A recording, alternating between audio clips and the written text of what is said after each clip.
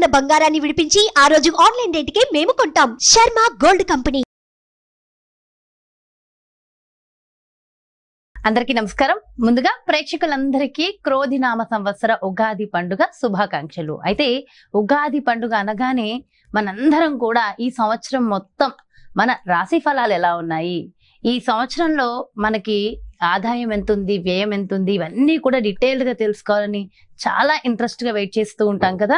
అయితే ఈ ఉగాది రాశి ఫలాలు మనకి డీటెయిల్డ్ గా ఇన్ఫర్మేషన్ ఇవ్వడం కోసం మనతో ఉన్నారు ప్రముఖ జ్యోతిష్య వాస్తు పండితులు, జ్యోతిష్య వాస్తు శిక్షణ నిపుణులు, ప్రముఖ ఆధ్యాత్మికవేత్త, లలిత ఉపాసకులు బ్రహ్మశ్రీ నానాజీ పట్నాయక్ గురువు గారు. మరి పూర్తి వివరాలు గురువు గారు వాటిలో అడిగి తెలుసుకుందాం. నమస్కారం గురువు. శ్రీమాత్రే నమః.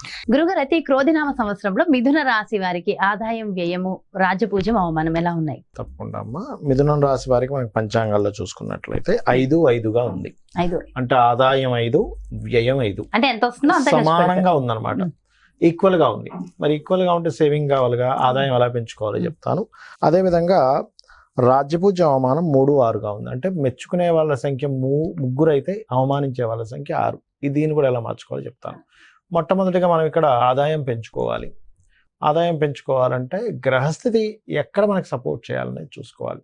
వీళ్ళకి ఆదాయం పెరగాలంటే చంద్రుడు అనుగ్రహం కావాలి. ఎందుకంటే ధనాధిపతి చంద్రుడు అవుతాడు. చంద్రుడికి అధిష్టాన దేవత అమ్మవారు, రాజరాజేశ్వరి అమ్మవారి ఆరాధన చేయాలి. చేసినట్లయితే ఆదాయం ఖచ్చితంగా పెరిగి తీరుతుంది, అందులో ఎటువంటి డౌట్ లేదు. మరి వ్యయం కూడా ఈక్వల్గా ఉంది కదా, వ్యయం ఎలా తగ్గించుకోవాలంటే 12వ స్థానంలో గురువు ఉన్నాడు వీళ్ళకి. ఈ సంవత్సరం మే నుంచి మే వరకు మనకు లాభంలో ఉంటాడు గురువు. వీళ్ళకి మే నుంచి 12లోకి వస్తాడు, వృషభంలోకి వస్తాడు. కాబట్టి సింపుల్గా ఏం లేదు, శనగలు చక్కగా మీకు దగ్గరలో ఉండే ఆలయంలో పురోహితుడికి శనగలు ఇవ్వడము, లేకపోతే గోవుకి చక్కగా మనకి అరటికాయ ఉంటుంది చూసారా, అరటికాయ సన్నగా కట్ చేసి సాక్షాత్ అమ్మవారే మన ముందు నిలబడింది గోవు రూపంలో అనుకొని దేశీవాలి గోవు గనక పెట్టినట్లయితే ఖచ్చితంగా మీకు బాగుంటుంది. మరి జెర్సీ ఆవు పెట్టకూడదు అని పెట్టచ్చు, ఒక ప్రాణి అనేటువంటి భావనతో పెట్టండి, తప్పేం కాదు. కానీ మీకు ఫలితం రావడానికి నేను చెప్తున్నాను. ఇంకోటి ఏంటంటే, ఒకటే ఇప్పుడు ఈ ఆదాయం, వ్యయము, రాజ్యపూజ్యం, అవమానము మీ జాతకం ఎలా ఉన్నా ఒకటే చెప్తాను నేను మీకు. మీరు ప్రతిదీ అమ్మవారే అనే భావనతో, అమ్మవారు నా వెంట ఉంది నాకేంటి అనే భావనతో చేసినట్లయితే ఏ ఇబ్బంది ఉండదు. ఇది ఫస్ట్ మైండ్లో పెట్టుకొని ముందుకు వెళ్ళండి, నేను చెప్పేది రైట్. ఇక మనం ఇక్కడ రాజ్యపూజ్యం, అవమానం కనుక తీసుకున్నట్లయితే రాజ్యపూజ్యం 3 ఉంటే అవమానం 6 ఉంది. ఇది మిథునం వారికి.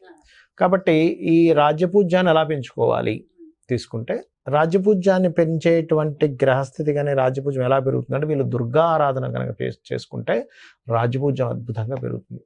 ఎందుకంటే దశమంలో రాహు ఉన్నాడు. ఎప్పుడైతే రాహు ఉన్నాడో దశమంలో విదేశీ ఉద్యోగ యోగాలను ఇస్తాడు.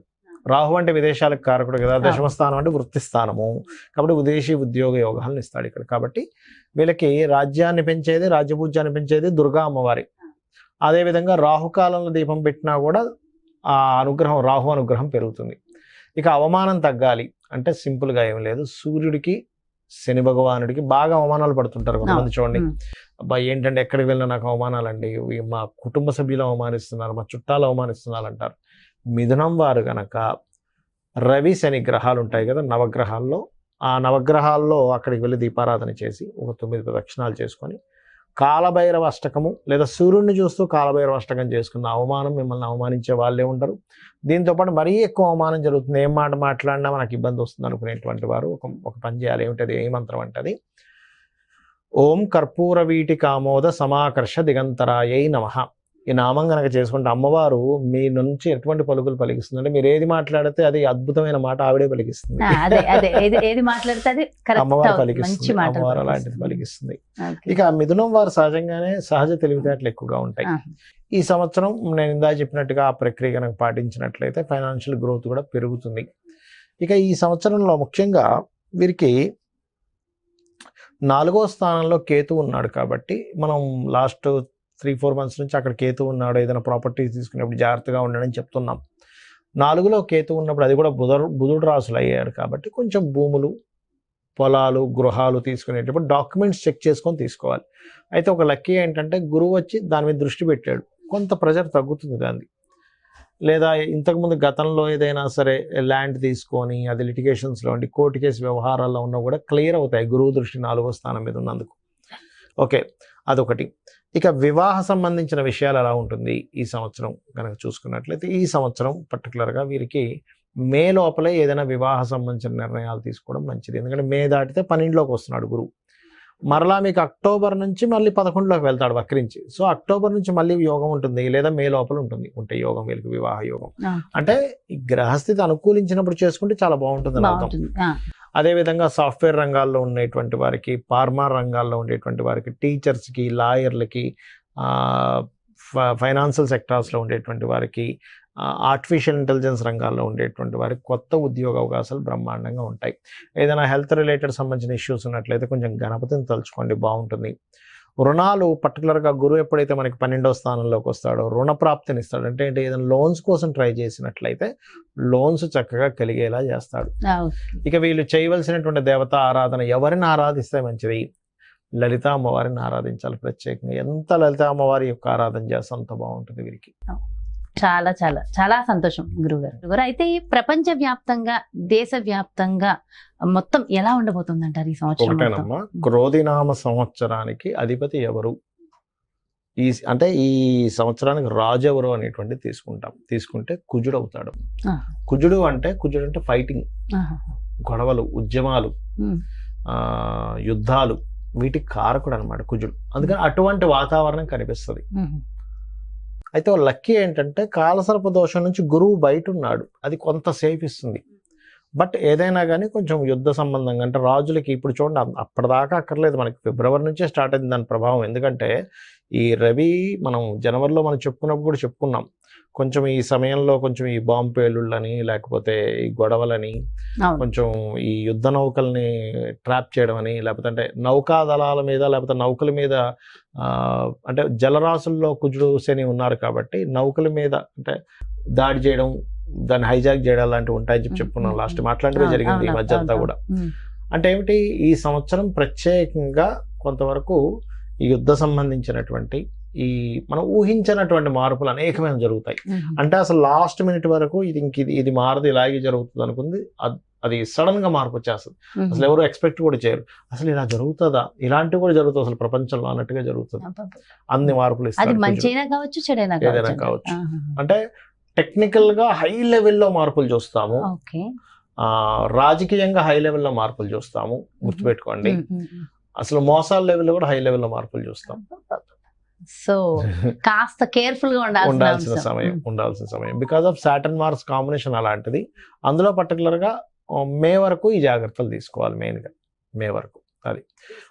అదొకటి.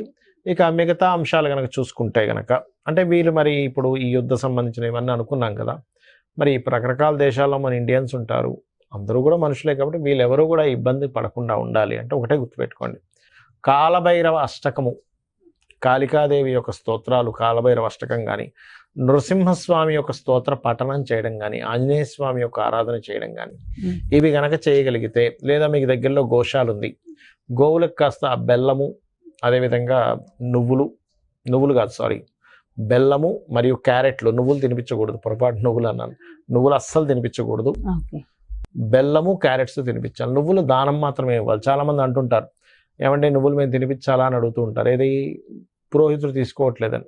ఎందుకంటే అమ్మ అది ఏదైనా మనకి ప్రెగ్నెన్సీతో ఉందనుకోండి, దాని ప్రెగ్నెన్సీ ఇచ్చినవ్వడం వల్ల మరింత దోషం ఏర్పడుతుంది. కాబట్టి ఇది జాగ్రత్త తీసుకోవాలి. సో కాబట్టి ఈ జాగ్రత్తలు తీసుకుంటే సరిపోతుంది. ఇదంతా ఓవరాల్ గా సామూహికంగా కూడా చేయడం వల్ల ప్రపంచానికి ఇంకొంచెం మంచి జరుగుతుంది కదా గురుగారు. ఇవే కాకుండా ఇంకేమైనా జాగ్రత్తలు తీసుకోవాల్సిన అవసరం ఉంటుందంటారా? జాగ్రత్తలు అంటే ఏం లేదమ్మా, ఒకటి గుర్తుపెట్టుకోండి, నేను చెప్పేది ఒకటే, మనకి ఎప్పుడైనా సరే గ్రహస్థితిలో ఎలాగున్నా, అంటే మన జాతకం ఎలా ఉంది, వాస్తు ఎలా ఉంది, ఇవన్నీ ఎలాగున్నా, నేను చెప్పేది ఒకటే, అమ్మవారిని గనక మనం ఆశ్రయించినట్లయితే ఇవన్నీ కూడా పక్కకు పోతాయి. అయితే మరి ఈ శాస్త్రం ఎందుకు ఇచ్చింది అమ్మవారు? ఈశ్వరుడే స్వయంగా కూడా జ్యోతిష్ శాస్త్రాన్ని ఇచ్చాడు కదా, మనం చెప్పుకుంటూ ఉంటాం కొన్ని వాటిల్లో, మహర్షుల ద్వారా మనకు అందించాడని. మరి ఆ పరమేశ్వరుడు ఎందుకు అందించాడంటే మనకు ఒక జాగ్రత్త చూసుకోవడానికి, ఒక రూట్ మ్యాప్ లాగా మనం ఒక తయారు చేసుకుంటున్నాం. ఏది, ఏ రూట్ లో ఎక్కడ ట్రాఫిక్ ఉంది, ఎక్కడ ఏది ఉంది అన్ని తెలుసుకుని దాన్ని బట్టి వెళ్తున్నాం కదా. అలాగే మనకు భగవంతుడే ఈ యొక్క జ్యోతిష్ శాస్త్రాన్ని అందించాడు. దీనివల్ల ఏమిటి, మనం మన జన్మజాతకం కూడా చూసుకోవాలి. అంటే మన జన్మజాతకంలో లగ్న బలం ఎలా ఉంది, ధనం ఏ మార్గంలో వెళ్తే మనకు ధనం సంపాదిస్తాము, ఏ రకంగా ప్రయత్నిస్తే మన ప్రయత్నాలు సఫలీకృతం అవుతాయి, ఏ దిశలో ఉంటే మనకి బాగుంటుంది, సంతాన అభివృద్ధి ఎందుకు అవ్వట్లేదు, వివాహం ఎందుకు అవ్వట్లేదు, మన జన్మజాతకంలో ఉంటుంది. అంటే ఏ సమయంలో వివాహం చేసుకుంటే బాగుంటుంది, అదేవిధంగా మనకి ఏ వృత్తుల్లో బాగుంటుంది, ఏ వ్యాపారాల్లో బాగుంటుంది, ఎందులో ఎప్పుడు ఇన్వెస్ట్మెంట్ చేస్తే మంచిది, ఎప్పుడు ఇన్వెస్ట్మెంట్ చేయకూడదు అనేటువంటి అన్ని విషయాలు ఉంటాయి. మీకు అనిపిస్తుంది మరి ఇవి అన్నీ మన జన్మజాతకంలో ఉంటాయి, మనం మరి ఈ గోచార ఫలితాలు ఇవన్నీ ఎందుకు చెప్పుకుంటున్నాం అంటే ఒకటే గుర్తుపెట్టుకోండి అమ్మా. ఇప్పుడు మీరు షూటింగ్కి వచ్చారు కదా, నార్మల్గా మీ ఇంటి నుంచి ఇక్కడ 40 నిమిషాలు అనుకోండి కార్లో రావడానికి, అదే ట్రాఫిక్ జామ్ అయితే కదా. అంటే ఏమిటి, గంటలోనో 40 నిమిషాల్లోనో వస్తాననేది మీరు ఏం చెప్తారు, గంటన్నర పడుతుందండి అంటారు.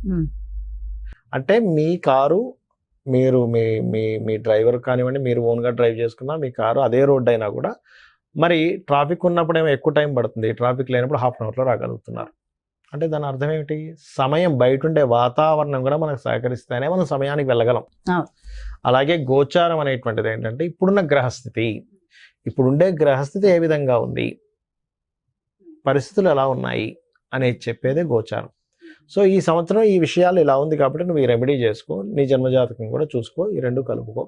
ఇవన్నీ పండితులు ఉన్నదే అందుకు. ఇంకోటి ఏంటి, నేను ఒకటే చెప్తా, నా జాతకం ఎలా ఉంది, నా దశ ఎలా ఉంది, పాడైపోయింది ఏం పెట్టుకోకండి, అమ్మవారిని నమ్ముకోండి, అమ్మవారి అంతా దారి చూపిస్తుంది మనకి. ఎలా ఉన్నా జాతకం ఎలా ఉన్నా అమ్మవారు చూపిస్తుంది. ప్రధానం అంట. అమ్మని చేయి పట్టుకుంటే తిండి కొదవ ఎలా ఉండదో, అమ్మవారిని పట్టుకుంటే వాడికి దేనికి కొదవ ఉండదు. ఎంతో చక్కగా చెప్పారు గురుగారు. అంటే ఎంతో ఒక ధైర్యం, ఒక మోటివేషన్ అంతే కదా. అమ్మని పట్టుకున్న వాడికి తిండి కొదవ ఉంటుందా, ఏమి ఉండదు, అమ్మాయి చూసుకుంటుందండి. అలాంటిది అమ్మవారిని పట్టుకుంటే దేనికి కొదవ ఉంటుంది చెప్పండి. ఎంతో ఎంతో చక్కగా, ఎంతో చక్కటి ధైర్యాన్ని స్థైర్యాన్ని అందించారు. థ్యాంక్ యూ సో మచ్ గురువు గారు. నమస్కారం. శ్రీమాత్రే నమః. సో చూసారు కదండి, మరి ఇది క్రోధినామ సంవత్సరంలో మీ యొక్క రాశి యొక్క ఫలితాలు పూర్తిగా ఎంతో చక్కగా వివరించారు కదా గురువు గారు. మరో చక్కటి ప్రత్యేకమైన కార్యక్రమంతో మళ్ళీ మీ ముందుకు వచ్చేస్తాను. మరి అదే విధంగా మీ యొక్క జాతకానికి సంబంధించి కానీ, లేదంటే మీ ఇంటి వ్యాపార వాస్తుకు సంబంధించి కానీ గురువు గారిని సంప్రదించాలి, అపాయింట్మెంట్ కావాలి అనుకుంటే క్రింద డిస్ప్లే అవుతున్నటువంటి నెంబర్స్ కి కాల్ చేయండి. నమస్కారం. సుమన్ టీవీలో మీ పర్సనల్ అండ్ బిజినెస్ ప్రమోషన్స్ కోసం కింది నెంబర్ కి కాంటాక్ట్ చేయండి.